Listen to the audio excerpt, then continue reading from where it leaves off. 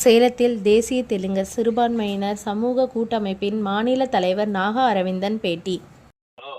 சேலம் மாநகரிலே கடந்த 2 தினங்களுக்கு முன்பு கொடூரமான முறையிலே இரட்டை கொலை வழக்கு.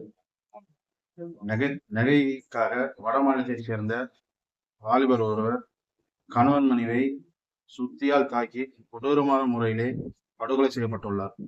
இது மிகவும் கண்டனத்துக்குரியது.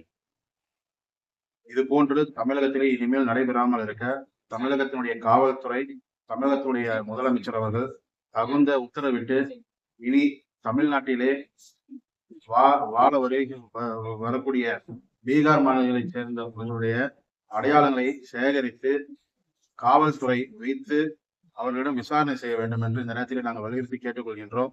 மேலும் இது போன்று இனி எந்த மாவட்டத்திலும் நடைபெறாமல் அந்தந்த மாவட்ட காவல்துறை எஸ்பி ஆணையாளர் அவர்கள் அந்தந்த பகுதியிலே உடனடியாக ரோந்து பணி மேம்படுத்த வேண்டும் என்றும் இந்த நேரத்தில் நாங்கள் கேட்டுக்கொள்கின்றோம்.